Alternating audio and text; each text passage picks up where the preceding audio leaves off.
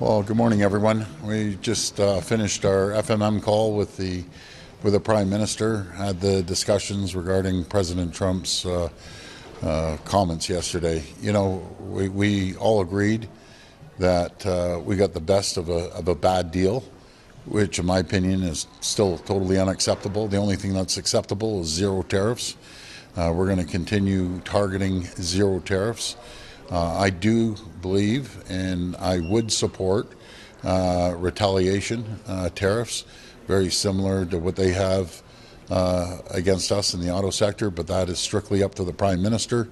Prime Minister, I understand, will be coming out at 11:30, but I can tell you he reassured us that he'll be there for the auto companies to support them.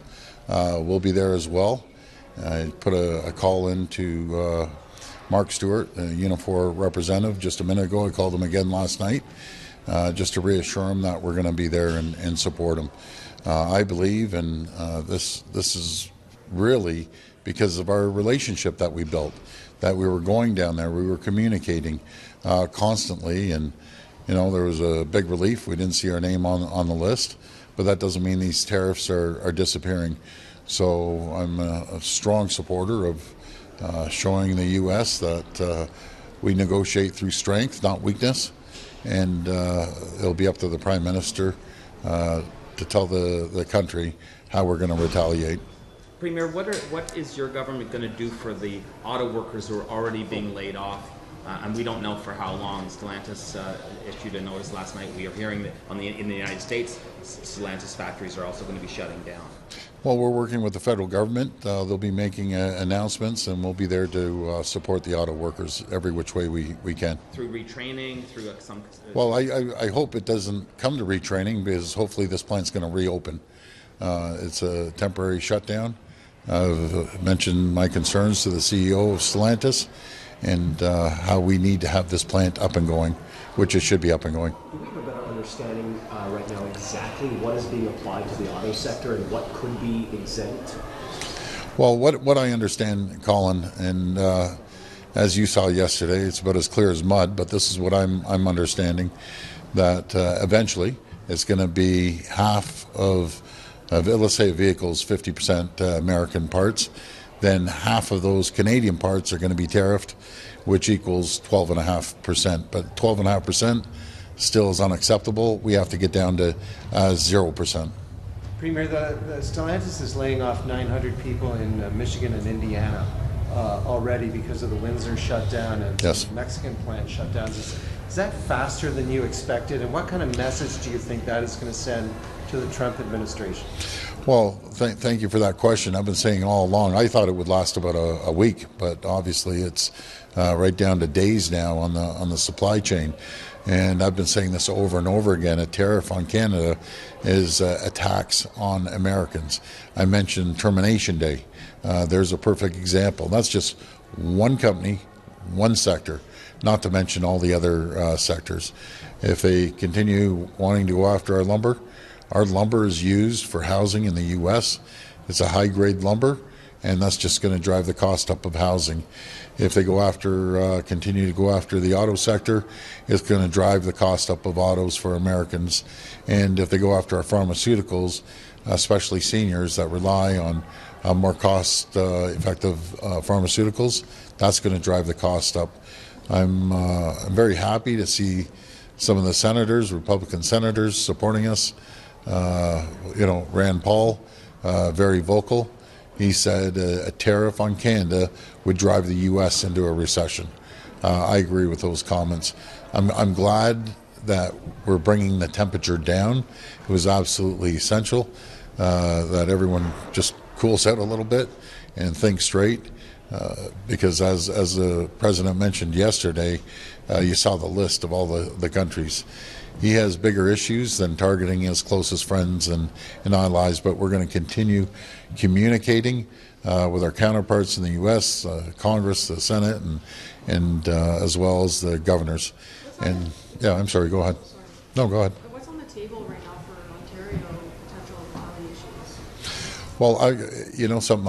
I'm going to let the Prime Minister respond to that at 11:30. On Ontario's side, we're still going to keep the alcohol off the shelves, and that's one of the impacts. But as you can say, Samaritan. Are you calling for a stronger response than what we're going to see from Mr. Carney at 11:30? You said you supported a strong response, but you're not telling us what he's going to do. Yeah, just to be fair to the Prime Minister, I think it's a fair response. I appreciate all the support across the country, and it's every premier. There's no exclusions.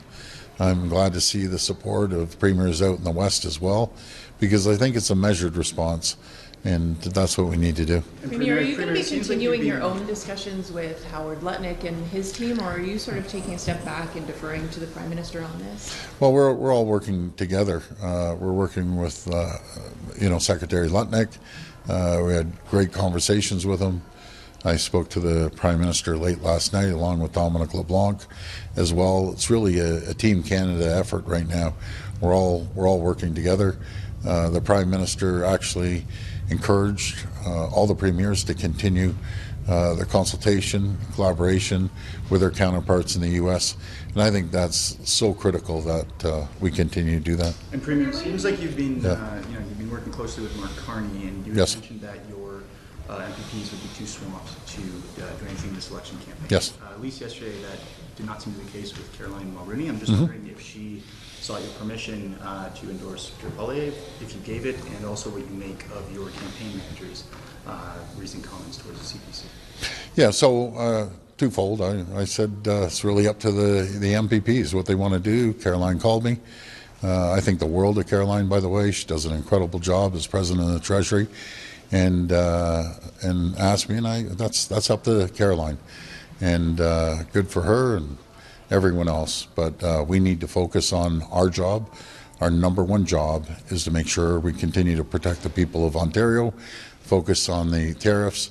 I do want to make a comment about the outages right across the north. It's heartbreaking. You get these messages, and I'm getting like every 15 seconds messages.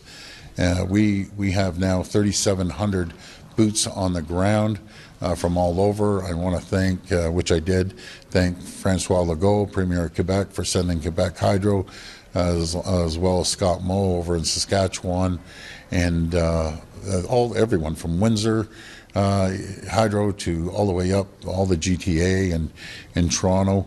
We've reconnected over 800,000 homes, and we still have right around about 190,000 more to go. We're working full out.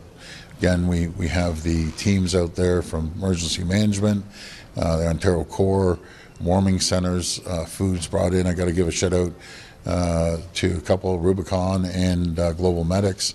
They're out there supporting, be it food or cutting down trees. And I just want to thank the people. I mentioned yesterday when someone's internet is down and televisions are down, we have to come up with a new mechanism to communicate, because it's very difficult to communicate when people don't have the ability to watch the television. So I think we have to come up with something with the cell phones, because that's their number one concern out there is communication. I know the CEO is going to be up there today in Oro Medonte. I'll be heading up tomorrow to see how I can support anyone up there. This is the last question. Yeah, go. On the auto tariffs, the American president has made it very clear that he wants to relocate manufacturing to the United States. I know it's 12%, not 25%, but where do you see the threat level right now when it comes to those tariffs in the auto manufacturing sector? Is the threat still fairly high in your view? I think the threat's very high. Even at 12.5%, these auto companies aren't making money hand over fist. They're basically trying to get by day by day and keep their people employed. So our goal is to continue negotiating down to a 0%. I truly believe the president's waiting for this election to be over on April 28th. I can't wait for it to be over. Tell the president I'll call him back in a minute. But anyways, we're going to continue. We're going to continue working hand in hand with the administration, with the federal government as well. Thanks, everyone. Thanks, everyone.